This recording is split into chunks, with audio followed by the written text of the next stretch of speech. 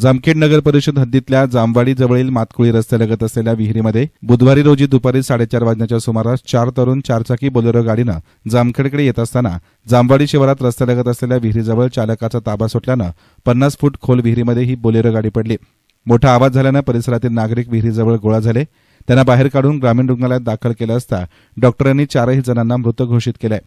जामखेड येथील अशोक विठ्ठल शेळके वयवर्ष 29 राहणार जामवाडी, रामहरी गंगाधर शेळके वयवर्ष 35 राहणार जामवाडी, किशोर मोहन पवार वयवर्ष 30 राहणार जामवाडी, चक्रपाणी सुनील बारसकर वयवर्ष 25 राहणार राळेभात वस्ती असे 4 तरुण मातकुळीकडून जामवाडी मार्गे जामखेडकडे येत होते। जामवाडीजवळ रस्त्यालगत असलेल्या विहिरीमध्ये पवनचक्की कंपनीची ही बोलेरो गाडी MH23 AU 8485 पडल्यानं एकच मोठा आवाज झाला। यामुळे जवळच रस्त्याचे खडीकरण काम सुरू असल्यानं तेथील मजूर घटनास्थळी धावले। तसेच 4ही तरुणांना बाहेर काढलं आणि ताबडतोब ग्रामीण रुग्णालयामध्ये दाखल केलं।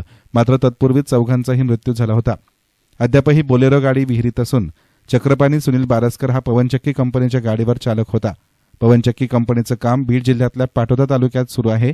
ग्रामीण रुग्णालयामध्ये मोठ्या प्रमाणात गर्दी जमा झाली होती। वैद्यकीय अधिकारी डॉक्टर शशांक शिंदे यांनी शवविच्छेदन करून मृतदेह नातेवाईकांच्या ताब्यात दिले। रात्री उशिरा शोकाकुल वातावरणात सर्वांवर अंत्यसंस्कार करण्यात आले। 4 पैकी दोघांचं लग्न झालं होतं। त्यांना लहान लहान मुलं असल्याचंही माहिती समजत असून दोघे अविवाहित होते। एस्तान मीडियासाठी प्रतिनिधी नासिर पठाण, जामखेड।